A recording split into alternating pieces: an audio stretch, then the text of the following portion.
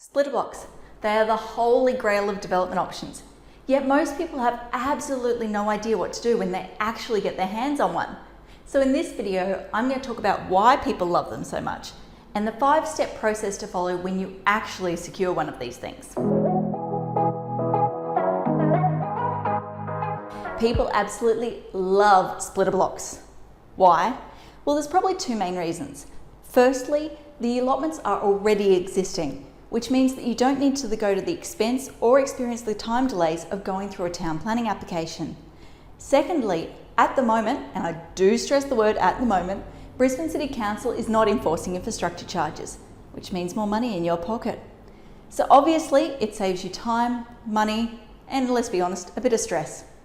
Now that you know exactly why people love them, we're going to talk through the 5-step process that you need to follow once you actually get a hold of one of these. So, step number 1, let me think about this. What are we going to go? Let's go check protection. I had to think for a second about what words I actually want to use here. More often than not, you'll find when it comes to these splitter blocks, there is an existing dwelling sitting smack bang in the middle, a little bit within each of the allotments. You need to check that that house isn't protected and that you can remove it. And by remove it, I mean either pick it up, stick it on one of the blocks, maybe move it to an alternate if I get words out, site, or just bulldoze it all together. If you're in one of those inner city areas or the traditional building character overlay areas, I'm thinking areas like Red Hill, Paddington, maybe a bit of Twong, Taringa, Tarragindi, you get the idea. There's a very good chance that that house is protected. If you can't remove the house, then you can't realise the potential of those 2 blocks. Now, if you're not sure how to check the protection, we actually recorded a video on this, so go back and watch it. Now, number 2, let's go with check services. As far as I'm aware, there's no actual checking process in place and no, I guess you'd call it legal requirement to ensure that both of those blocks are connected to services. However, any half-smart purchaser is going to run for the hills if they see a block that isn't connected to services. So essentially, if you don't go the effort of putting those services in up front, you're creating a dud product, something that's going to be extremely hard to sell at the end of the day. So it's always recommended that you consider putting the services in as part of the work that you're doing.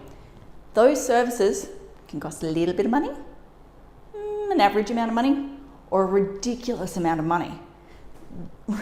Basically, if you're looking up this end of the scale, it may not be feasible to do this development, so you need to know those costs up front. So have a chat to a civil engineer and find out how much it's going to cost to connect to the water and sewer networks, and make sure that works in with your feasibilities. Now, step number 3 is quite simple. Do the work. Once you've worked out that the house isn't protected and can be removed, once you've checked the feasibilities on the services, you need to remove the house and you need to connect the services. It's quite simple, really. Now, step number 4, let's go titles. Let me work out how to spell this. Office. Essentially, you go to the titles office, you say to them, hey guys, I've got a splitter, I'd love your help to split it. They give you a form that you fill out, pretty straightforward, and you pay them roughly $500. So it's really, really simple, nothing hard and complex. Now, once I won't write it down just yet, titles office typically take about 2 weeks to actually process everything. At the end of that 2 weeks, you get a confirmation email. Once you get that confirmation email, you can celebrate. It's really that simple. And that's one of the reasons why people love these sites.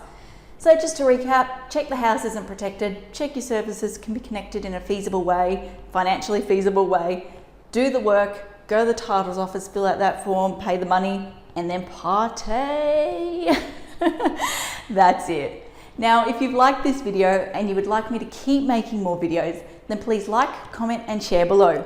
If I see lots of likes, comments, and shares, I'll assume that I'm onto a good thing and I'll keep making more of them. It's really that simple. Until next time, thanks for watching.